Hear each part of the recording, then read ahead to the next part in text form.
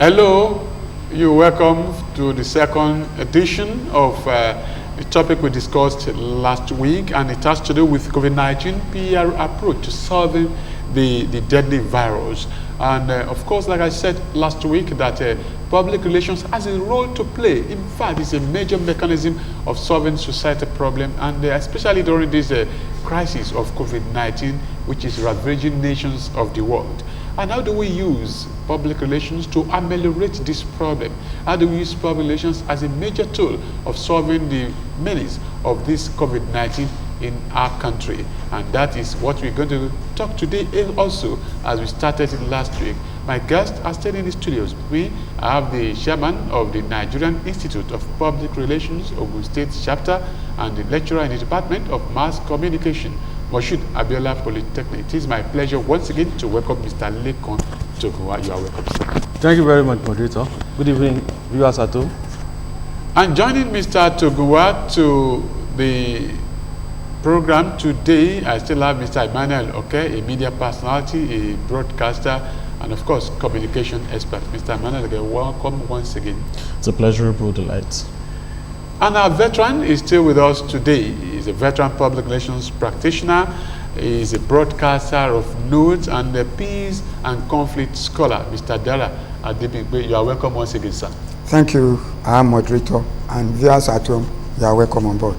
Now, Mr. Togunwa, last week, before we rounded off last week, you mentioned transparency as one of the major things we should need to look at when solving this problem of COVID-19. You talk about how government at all levels has failed to be transparent to the people as far as the management of the coronavirus is concerned.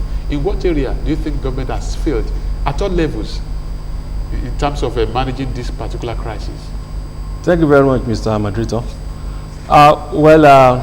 If you want to look at the issue of transparency, definitely we know it is one of the gospels that we preach in public relations. You need to be transparent. You need to give the truth and full information. I know if we ask government officials now, they will tell us that they have been very transparent. They give us figures regularly. They tell us the number of new people that have infected. They give us numbers of those that have been discharged. They give us number of deaths that have been recorded.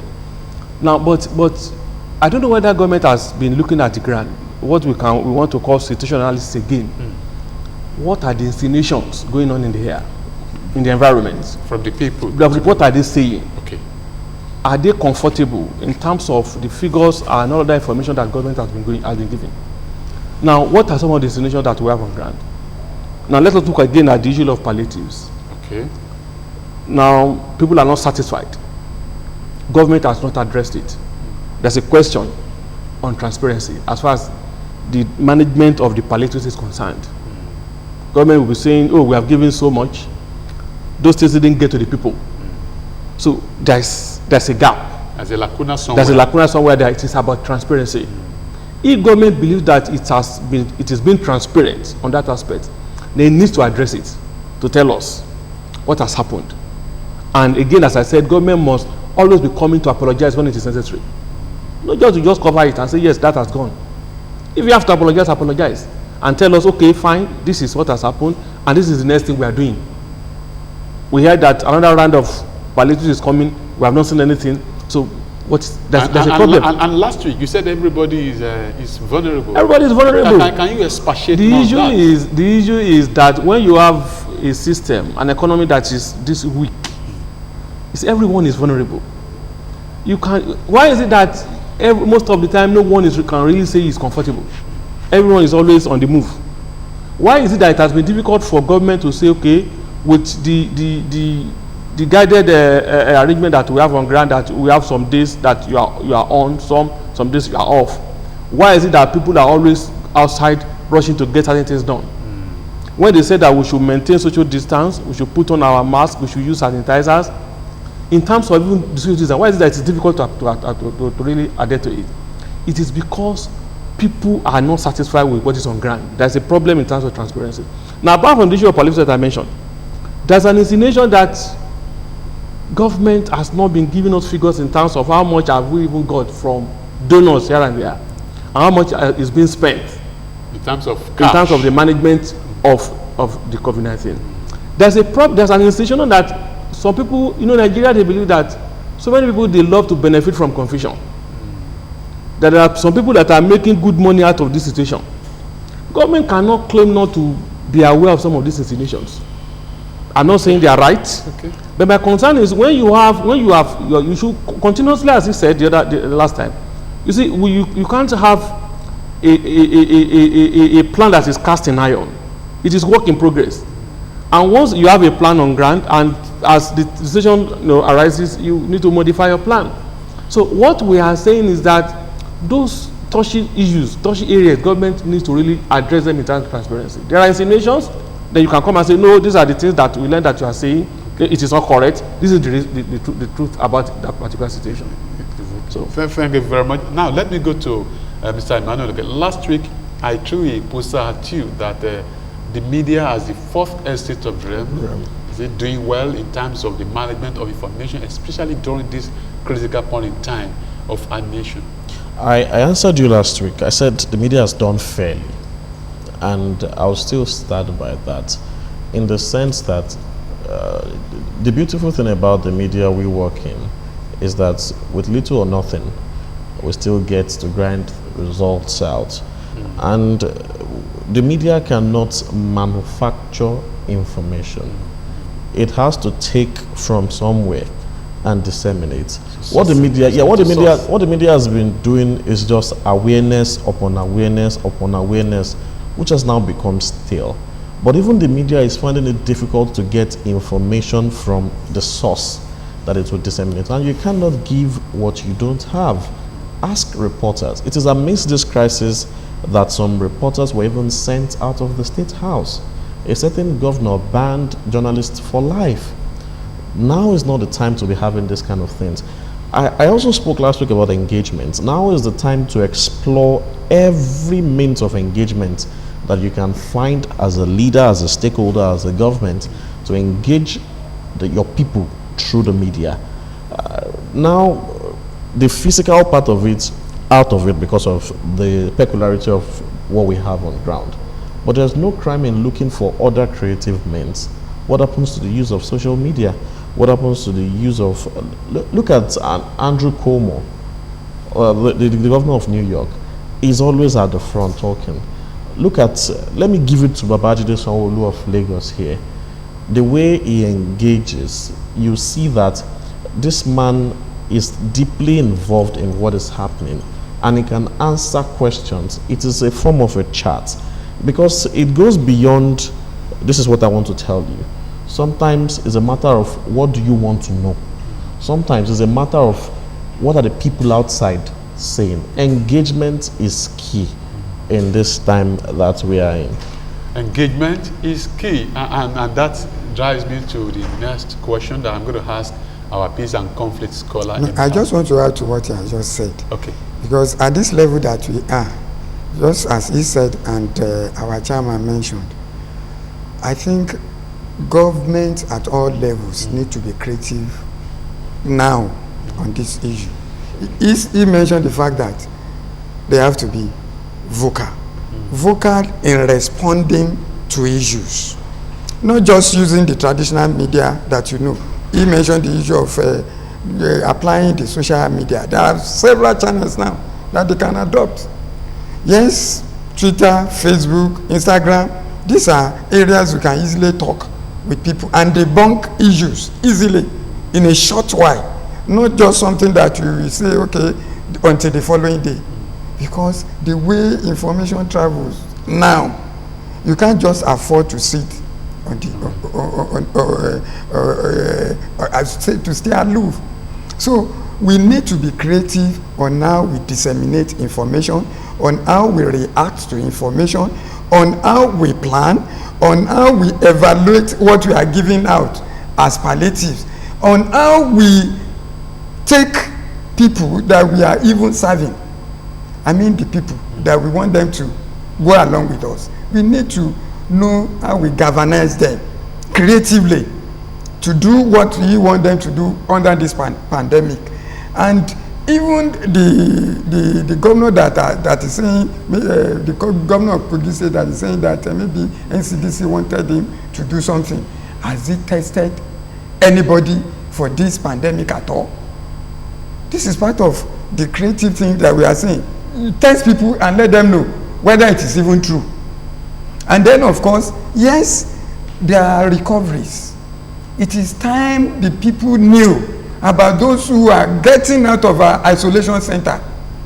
Let them be celebrated. We see them in other climes. You know, I was shocked the other time I was watching, was it last week Sunday on channels, when our man here, the former presidential spokesperson, was speaking on channels of his recovery from COVID-19 with his wife, and very near us here, our isolation center at the teaching hospital. Who knew that we have such a magnificent isolation center? These are things we need to celebrate for Ogun State. He mentioned the fact that the environment was congenial, the fact that the people, the frontliners there, I mean the nurses, the doctors, the ward mates, how they were working assiduously to ensure that people recover so easily there. No, we are not celebrating those people to reassure the people that yes, government is working and government is ready to ensure that people are not necessarily left uncared for. And COVID-19 is not a death sentence. It's not a death sentence. So that's the area we need to work on now. We need to be creative and be vocal at what we are doing. I have a very slight, not absolutely, reservation to that, and that is because of the nature of COVID-19. If you observe that it took a while before people started admitting to the fact that they had the virus, until people started embracing it, and that started with celebrities, and that's because people are afraid of stigma. However, now to back what you have said, is that the government should have identified those who are willing to share their stories. It will motivate people. It took an exclusive for Nigerians to have a peek into what was happening in an isolation center. You know, on health issues, when you come to medical treatment, no patient will give, or no person, not even his doctor, has the consent to share information. About the patient. That was why I said those who are willing. Yes, that was and those are the people those who are willing. Yes, because I watched an exclusive on the television, in national television. I won't mention. The commissioner was there, the reporter from the station was there, and they saw the man's consent. Can we show this on the television? And he consented. Yes, exactly. I think that's a good one. It's debatable. Now let me go back to that, Tuguma. Now we have read so many reports from the media about alternative medicine to solving this crisis, the virus. Of course, without mentioning, we have to mention Madagascar as a country where Nigeria is planning to. And we have seen so many Nigerian scientists who have come up with one thing or the other in ameliorating this particular virus in Nigeria. What is your take on this? Don't you think this will mar the image of Nigeria in the eyes of the world if we have to go to a particular country when we have scholars, scientists of note in Nigeria who can actually work on this, if allowed? Well, it is Daniel there. As far as I'm concerned, Madagascar didn't get to the presentation overnight. The solution, the herbal product, so to say, that is being bandied around, didn't emerge overnight from the report that we got. Madagascar has been working and has been using that particular, solution to manage malaria and other related diseases. Okay. So maybe eventually when we have this pandemic and they also applied it, and eventually the thing is working and the government is ready to carry it anywhere. Even the president said, despite the reservations of WHO, the resistance here and there, that is ready to go ahead to promote what the country has been able to achieve. Now, coming back to our situation, whether it will affect our image or not, You see, I think what we should be looking at is what do we have on ground? Before now, what are the efforts that we have been making in terms of researches to get solutions to some of the issues that we have on ground? If we have been able to achieve something to that to the particular level, they can say we want to build on it and see, okay, from what we have on ground, if we build on this, then we should be able to be talking about something that can, be used to manage COVID-19. So now, ordinarily, we shouldn't be talking about going to Madagascar to get anything. With due respect to the achievement of the country has actually been able to record. Because is it about the number of outstanding scientists? We have several research institutes, we have universities, tertiary institutions here and there, places of diligent researches. What have we been doing? Now, since the commencement of this pandemic, I expected even our scientists to have maybe developed that initiative and say, okay, I think we should make an insight, an exploration into this and say, okay, what can we do to really get solution to it? I'm not saying the scientists have not been doing anything anyway. But again, what is government doing to really encourage our local scientists to really get something? But if you look at, for example, I read this release done by PSN, Society of Nigeria, talking about efforts that our herbal practitioners have been making and why government has not been, looking at their side to consider what they have in terms of clinical evaluation of their claims. And that is a challenge that I'm talking about in terms of lack of trust among our people. Why can't we just look at that and sit and, okay, is it workable? Can we get something out of this? I got a report today that NAVRAC is saying only a company has presented a herbal product, and that product cannot actually cure COVID-19, but can maybe attack the symptom. I'm trying to look at it, attack the symptom and cure the thing. Well, I think we'll need more explanation to really on that, because if it could attack the symptoms, then it should be able to. But again, you see, the fact is that as of now, it is established that we have COVID-19. I want to believe that most of our people, they are aware of the fact that there's COVID-19. Okay. They also know that those measures that government has actually put in place, they need to really, embrace them. Use of sanitizer, use of face masks, but the biggest of them is stay at home.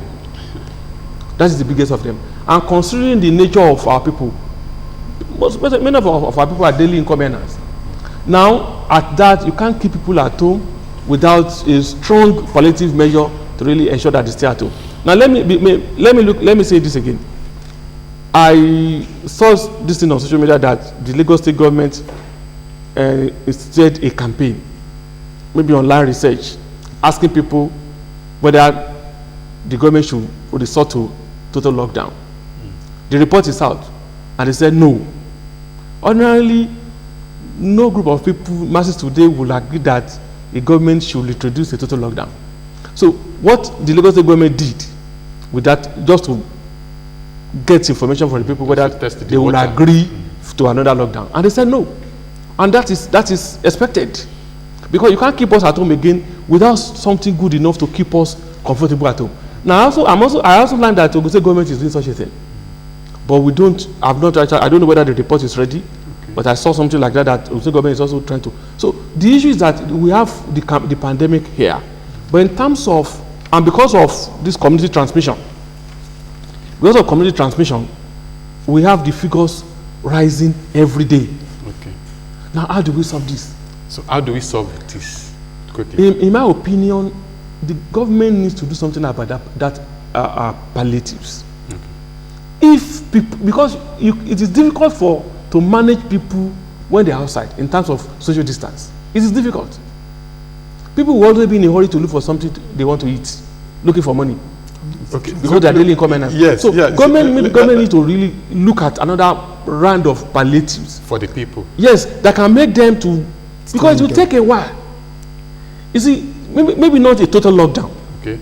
But we need to really maybe find some time to also sit at home, so that this community transmission can actually be reduced, and eventually we can get out of it. All right, thank you. Let me quickly go to Mr. Dera Adebimpe. He was talking to us the economy.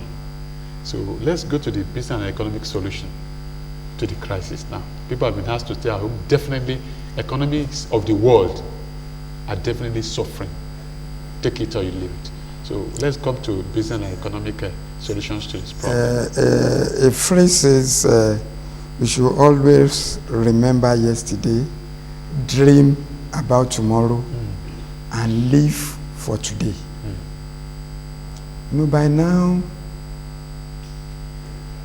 knowing our antecedents concerning this pandemic, we should be thinking of, after COVID-19, how will the country be?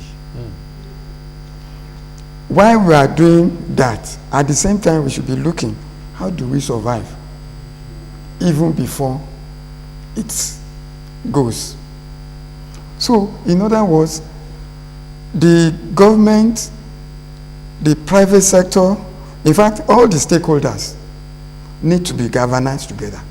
There must be a meeting point, because take it or leave it, the economic situation is down now, and we need to build up to raise up our industries. How do we rerun our industry? How do we bring our economy to come back? And these are the things that the economists, the government, the stakeholders in this, both private sector and the public sector, should come together. The academia as well.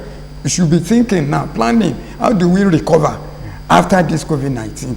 How do we make people to cooperate with government to ensure that this situation is as it is, and it is only, as it is said, it is only somebody that lives that can see tomorrow. Yes. If you don't stay, if you say, well, because something will happen, as they say in Yoruba parlance, something will happen. And it is only somebody that lives that see tomorrow. So the stay at home is important. The cooperation of every stakeholder is germane. Even all the governors, the few ones that are doing whatever now, they need to see there is need for transparency, openness, cooperation, coming together to have a blueprint. How will the nation recover after this COVID-19? Because there is life after COVID-19. There is life after COVID-19, and that brings me to Emmanuel Oke, post-COVID-19 campaign in the media. How prepared is the media? Now, on a more serious note, without being judgmental, the media is really trying. In between any station, you see the campaign running every now and again, even without being paid. I know it's a corporate social responsibility task from the media. But post-COVID-19, what is expected of the media? A quick one. A lot. And part of the practical is to maintain the awareness to avoid a second wave of infections. And another thing is to keep ringing many of these hygiene, because if we've been doing these things initially, it will not come to us. The media also has a role to keep putting the government on their feet, because this has exposed many lacking structures: health, education, economics. The media has to keep the government on its feet. Let me quickly weigh in on the business and economic solutions. There are some practical solutions that the government can employ. Some they've done already. And part is to check out each industry and set up a committee that will look into the plight of that industry and give a report back to the government. For the entertainment industry and the media, I know there is a certain one headed by Ali Baba, the comedian. And another thing is to take ideas from the UK. The UK introduced a follow system where the government eases off salaries of certain workers off of private individuals. Tax holidays. Yes, tax holidays. Even in the US, of private sector salary, US government is paying. Tax holidays 80%. Are some of the other things that can also be employed to ease things. Government patronage. Many business, because our economy is a cycle, if government pumps money in at one end, it will flow around and go around the chain. Okay, that is how much we can go this week. We want to say a very big thank you for being there for us, and it's about COVID-19 PR approach to solving the deadly virus.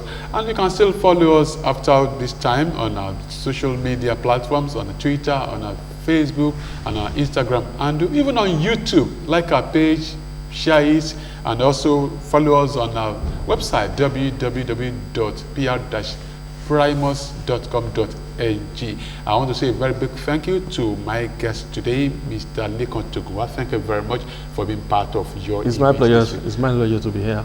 Mr. Emmanuel, okay, thank you very much. Many thanks. And not forgetting our veteran in broadcasting and publications, Mr. Dara Adibingbe. Thank you very much. It's my Until pleasure. we meet next week for another interesting and well-packaged edition of Your Image, I will always say, God bless Nigeria and God forbid COVID-19 in Nigeria in particularly and nations of the world at large.